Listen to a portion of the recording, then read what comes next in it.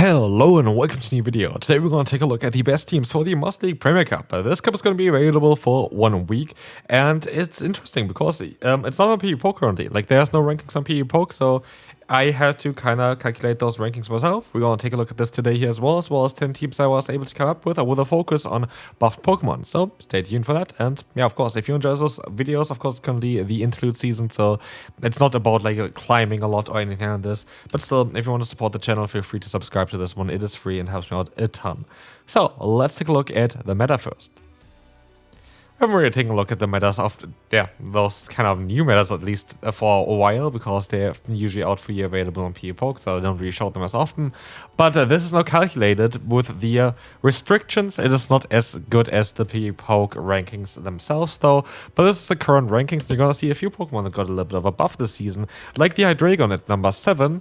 And that is, I think, needy it. We have Golden Go, which got buffed as well. Shadow Ball is needing less energy.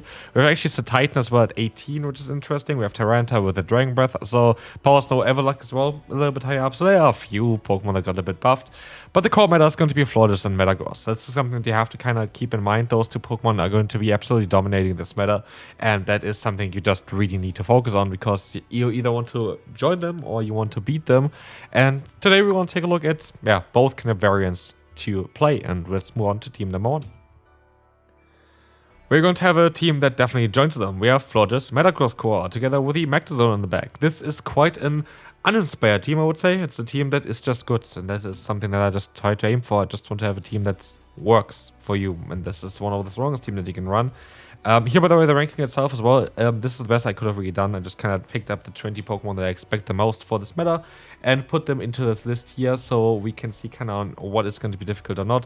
There's no difficult matchups this video, because again, I can't really calculate them as nicely as I can usually do from PvPoke, but we still see here, for example, on the list in the middle, where you can see a bit more towards on what's going to be tough and what's not going to be as tough. Metagross is an amazing size-up in this meta, and it's going to be featured on most of the teams today because it's just so overpowered. But this is going to be a very solid team to run for sure, and we can move on to team number 2. Which is going to be the Shadow Scizor, the Shadow Gyarados, and the Goodra. This is also kind of more like from old school teams that I think are kind of cool. Scizor has the nice benefit of being so good against the current meta, of being able to kind of do something against everything. Like, you have against Metagross, you're going to have Night Slash. Against the Fairies, you're going to have the Bullet Punch. You have a lot of Ice-type Pokemon that got a bit of a buff here. You're going to have Pokemon like Tyranitar being in the meta now, or even the Rhyperior, which you're going to be able to hit for super effective damage with the fast move.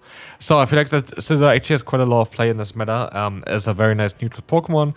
We have the size up here of Gyarados, which is going to be just generally here for like Fire-type Pokemon, which are very rare. There's only really Scaldurge that can be run in this meta as a fire type.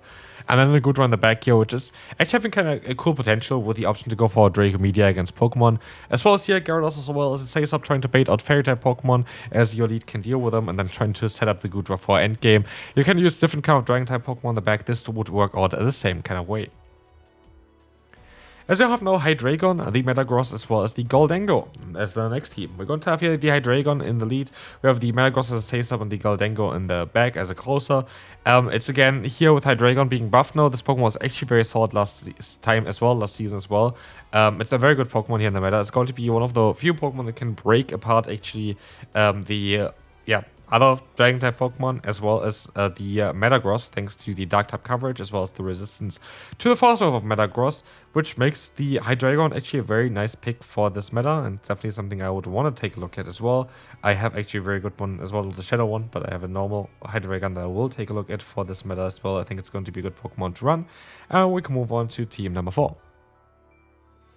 Togekiss is going to be a non-toxic fairy-type Pokemon. You can actually want to run the move Dazzling Gleam here, but I kind of want to see on what Lucario can do, and if somehow it says it's not allowed to be used, but it's somewhat of a bug or whatever. It is absolutely allowed to be used. It's not going to be the strongest Pokemon, but it's going to be a fun Pokemon that can beat some of the top meta threats as well. I think Lucario with Force Palm, Aura Sphere is going to be interesting there, as well as now Meteor Mash being buffed, going to allow you to have some nice coverage against those fairy-type Pokemon, especially if you're going to have the option to farm something down before. So I like this a lot. You have double fighting type coverage, which I think is going to be very cool in the upcoming meta here. So next up, we're going to have a team that's going to be triple weak actually against ground, which is kind of funny, but we're going to have the Metagross, the Rapiria, as well as the Tyranitar. I think Tyranitar has some potential in this meta. I think Tyranitar has actually quite a bit of potential in this meta. Here, though, Stone Edge makes more sense in my opinion compared to Fire Blast. Fire Blast was the better move to go for the open format, but here it doesn't make too much sense. You have Brutal Swing already for the most common Steel-type Pokemon in the Metagross, and is the what's called Dealization isn't there anymore. You don't really need the Fire Blast coverage at all. It's better to have Stone Edge here on this Pokemon, and it looks like a fun Pokemon to run. I think it's a Pokemon I'm definitely going to give a try as well. Here, Rapiera, so bait out the potential Fairy-type Pokemon while still punishing them, and then you have in the back, of course, Tyranitar in order to just hopefully win the battles. Next up, team number 6, we're going to have Skeldurge. We have the Ursaluna with Smackdown, and you have the Rapiera in the back. Ursaluna is here just as a bait, kinda.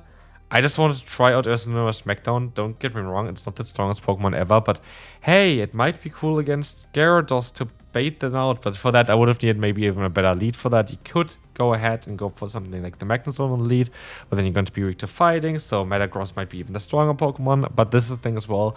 You could put Metagross in basically any kind of position in any kind of team in this video, and it would be so strong, so it was kind of my idea to sometimes let it out as well there, like leave it out there out of the teams, because yeah, it's just so dominant. Like it's just going to be good in any position here as well. If you want to run Metagross on lead, just go for it. It's going to be the better choice compared to the Skeldurge.